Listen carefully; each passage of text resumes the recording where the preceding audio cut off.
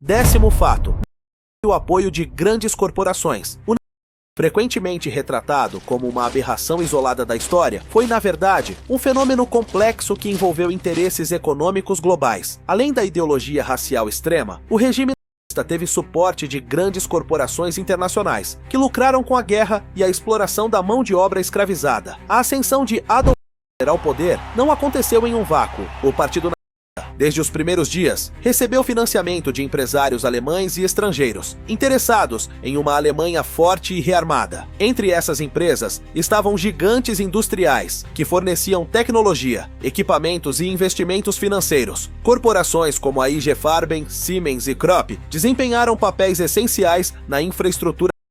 A IG Farben, por exemplo, não apenas produziu materiais bélicos, mas também foi responsável pela fabricação do gás Zyklon B, usado nas câmaras dos campos de concentração. Embora os Estados Unidos tenham se posicionado como inimigos do eixo durante a Segunda Guerra Mundial, algumas de suas maiores corporações mantiveram relações comerciais com a Alemanha antes e até durante o conflito. A Ford, por exemplo, operava fábricas em território alemão, fornecendo veículos para o regime. A IBM colaborou com o governo no desenvolvimento de sistemas de catalogação e rastreamento da população judaica, facilitando a logística.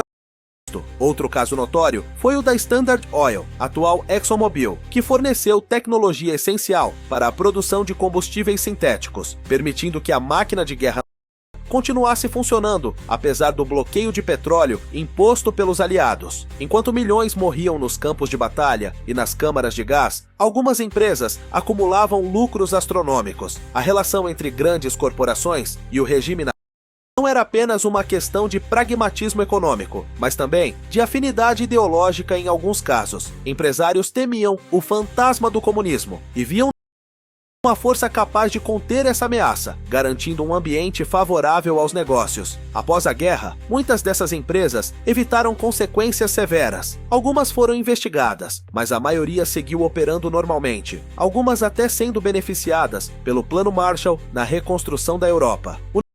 Foi um monstro criado no isolamento. Foi alimentado por um sistema econômico que, em busca de lucro e poder, fechou os olhos para os horrores que ajudou a perpetuar. A história oficial frequentemente pinta como um ditador insano, mas raramente menciona as engrenagens corporativas que permitiram que seu regime florescesse. A Segunda Guerra Mundial foi, sem dúvida, um dos eventos mais trágicos da humanidade. No entanto, por trás dos discursos de justiça e liberdade, havia aqueles que viam na guerra apenas mais uma oportunidade de negócios, e essa é uma lição da história que poucos estão dispostos a ensinar.